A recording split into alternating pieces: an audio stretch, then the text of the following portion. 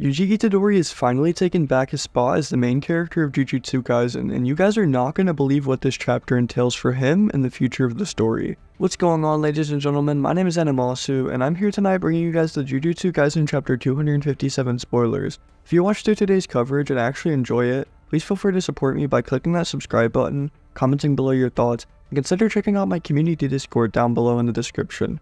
I hope you all have a great night, and without further ado, enjoy truly peak Jujutsu Kaisen. Today's chapter starts off in true JJK fashion with a goddamn flashback as we see Sukuna and Urarame sitting atop a roof within the city. They seem to be talking about Yuji Itadori for some reason, as Urarame asks who the hell he even is.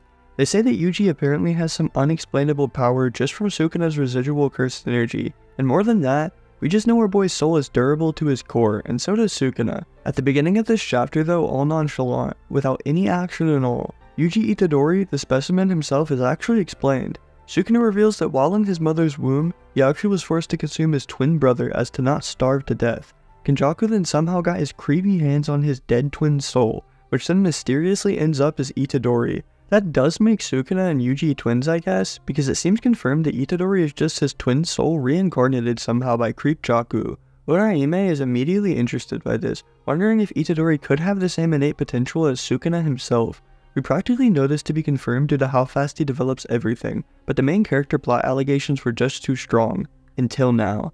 Anyways, we then get a cool little back and forth panel segment of both Yuji and Sukuna preparing themselves, as the fight between twins is about to resume. They kind of inch towards one another and nearly touch hands like proper fighters too, which is funny, just as we saw in the Itadori and Chozo bathroom fight. Sukuna firstly lunges forward open-handed in an attempt to grab Yuji, slashing his opponent's right cheek in the process.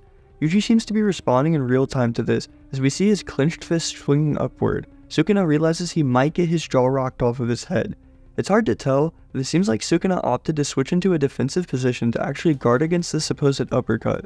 The thing is though, Yuji stops halfway through, moves Sukuna's arm over, and lands a black flash right on his chest. The true main character has arrived on the scene, so JJK haters can finally calm down with the allegations. He's not a fraud, just a relative. Sukuna tries to do some shit, but Yuji immediately just parries him, and lands yet another black flash on his Twizzy. 2 consecutive black flashes on the King of Curses definitely will look good on any resume, so our boy is set for life as a sorcerer now. Anyways, Yuji then somehow is thrown backwards and away from Sukuna, as both fighters look more focused than we've ever seen them. With Sukuna rushing straight back towards the fight, Yuji puts his right hand back onto a pillar, and uses Sukuna's own curse technique to slice a piece off. The narrator explains that our goat is currently housing 2 curse techniques inside of him, because with blood manipulation and now Mizushi, Itadori has really become Deku 2.0 with the ability stockpile. Itadori then actually hurls the pillar trunk directly at Sukuna, but this is obviously dismantled to pieces before it can cause any threat at all. Yuji seems to use this as a distraction as we see him lunge forward and grab Sukuna's leg, and with scissor mark outlines being shown from his POV, it seems as though this kid was trying to slash off Sukuna's leg with his own CT. The King of Curses fortunately responds quick enough to stop this amputation with a barrage of slashes, but Itadori just literally walks through unfazed and hits yet another black flash on Sukuna. Like, I swear, I had to check at least 100 times to make sure April 1st had already passed, because multiple black flashes, a new curse technique, and top tier Yuji glazing all in one chapter is just too good to be true. Another flashback then interrupts the action, as we see Gojo, Ino, and Shoko all having a conversation together in a room. Ino seems to be asking for their permission to use Nanami's curse tool, as he wants to be respectful to his memory, and they knew him more as old friends. Being the chill, nice, totally not dead guy we know, Gojo reassures Ino to take the tool and use it to the best of his ability, even saying that Nanami trusted him more than anyone. It's a pretty wholesome flashback that seemed to have come out of nowhere, but with Sukuna looking behind him, Ino sits there using his curse technique, giving us all the explanation we need. The Shiesty Sorcerer is back in action, as he summons a literal dragon which goes smashing into Sukuna. Being the King of Curses, however, Sukuna is able to easily slice this poor dragon in half while stopping Ino's attack. I kid you not, he literally prevents Ino from uppercutting him by using his toe grippers to grab hold of Nanami's cursed tool in Ino's hand. Next thing you know, bro's gonna be busting out domain expansion with his big toe and pinky toe, but you didn't hear that from me.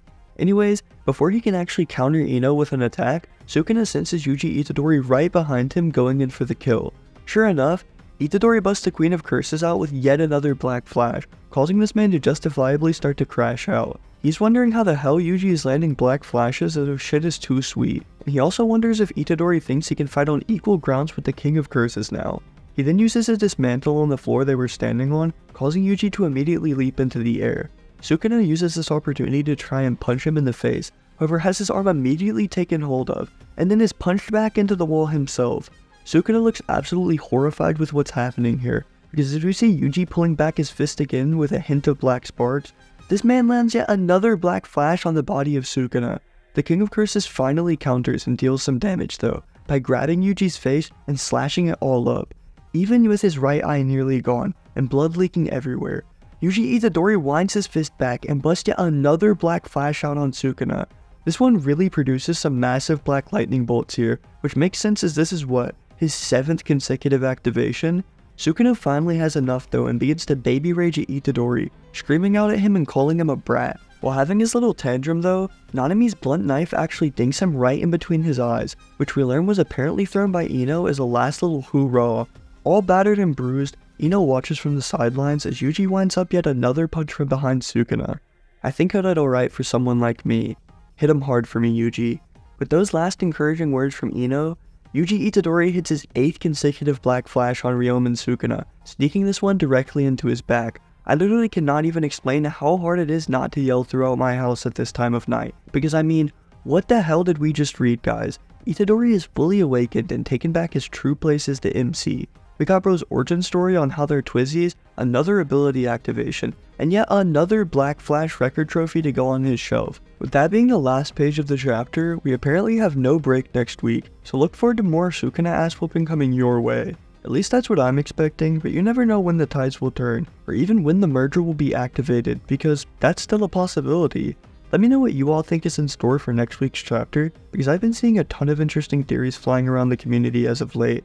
All the people years ago predicting Yuji's awakening are probably leaping up and down right now too, so feel free to pat yourself on the back if you made correct predictions. If you enjoy me going over JJK leaks and would like to support me, please feel free to click that subscribe button, comment below your thoughts, and also join my community Discord down in the description. I hope you all have an amazing day and sweet dreams to all the YUJI fans who will be sleeping good tonight.